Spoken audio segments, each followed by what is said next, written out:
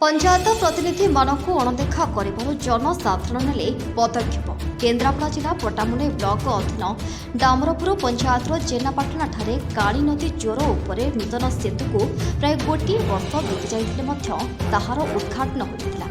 यह मध्य दुईटी जीवन यह पोल जोगु जाइथिबा स्थानीय बासिंदा कहते। आज यह पोलटी को उद्घाटन करने निमंते राजनगर विधायक एवं पट्टामुंडई पंचायत समिति अध्यक्ष द्वारा उद्घाटन कर योजना कर डामरपुर पंचायतर जनप्रतिनिधि मानक ए विषय में कौन सूचना दि जाता हेतु पंचायतवासी उत्क्षिप्त होते एमिति पदक्षेप। विधायक एवं पंचायत समिति अध्यक्ष सेतु उद्घाटन करने पूर्व सकाळु पंचायतवासी अनुरोध क्रमे उभय जनप्रतिनिधि सरपंच अनुसुया नाथ समिति सभ्या निरुपमा साहू वैदिक रीतिनीति अनुसार पूजार्चना कर नूतन सेतु को शुभ उद्घाटन होता। आलिरू विश्वजित सुतारଙ୍କ report the Odisha Post. Raghpur हरजन साई नरसमली की कौन कह आज पोल उद्घाटन है आज्ञा दुखर विषय ये तो से पोल आज के दीदीटा बड़ी पड़ा उद्घाटन अनेक दिन है बंद हो आम पंचायतर सभ्य सरपंच जरा जाति जो माने हरिजन कथु सबन मान आमको क्या न जन से मैंने एते दुर्घटन कर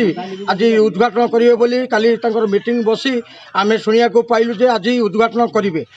उद्घाटन करेंगे बोली कि कौन विजेडी जो कर्मी मैंने सब डामरपुर पंचायत थे से मैंने आमको न जन से आसिक सभ्य सरपंच न पचारि साधारण लोक को न पचारि आज से नुची छपिकी करने चेष्टा करते आम मैंने आज शुणी सभ्य सरपंच कथी आसी अनुरोध कलु जेहतु दीदीटा बड़ी पड़ी आज्ञा छुआ दीटा आमको न जन ये पंचायत बेआईन कम सब कर चलती चुपचाप बसिकी कम करा चलती आज्ञा से आम अनुरोध करुँ आपण मानक जाति ओडिशा टोटाल सभ्य सरपंच मैंने जब कम कराती सब बेआईन कम सब से कि न करा जाऊ ये पंचायत मध्यम एति कहीकि जाऊ सब आपण मानक मोर नमस्कार ये कम न हो। कौन कहे पोल आज उद्घाटन है पोल उद्घाटन पूर्व दीदीटा जीवन जाइए कौन कहे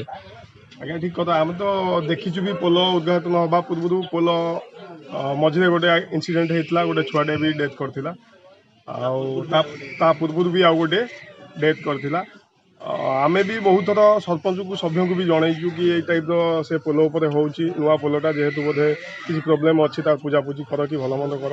एक भी आम जनईलु सरपंच को सभ्य को जनईलु ऑल ऑफ सडन से माने काली आमे खबर पाइलु कि विधायक तार पिता काटे बोलिकी एमती खबर मिलता तापर आमे भी सभ्य सरपंच को पचारू कि आम एत दिन है आपन को कही एमती सब ये होची कौन तापाई गोटा किसी व्यवस्था करा जाओ रहा विधायक कथा सरपंच सभ्य को आम जो जनइलु सरपंच सभ्य कहले कि आमको विधायक कौन इनफर्मेशन देना कि से शिलान्यास करेंगे कि फिता काटे कि यज्ञ करेंगे से कौन आमको खबर ना अलग काली राति भी आम एक आलोचना होपर आम कथा कि सभ्य सरपंच जेहेतु से जन ना तेणुक गाँव लोक समस्ते भी आसिलु आसिक जनइलु कि गुहारी कलु आज्ञा ये कथा से पोलर तुरंत एमती कि मोर गोटे सांगटे भी अच्छे रिसेंट 2 दिन है गाड़ी एक्सीडेंट होती पोल उपर तो आम भी आसी पाखे गुहारी करूँ तेणुक आज जा विधायक आसवा पूर्व सरपंच सभ्य को सांगत नहीं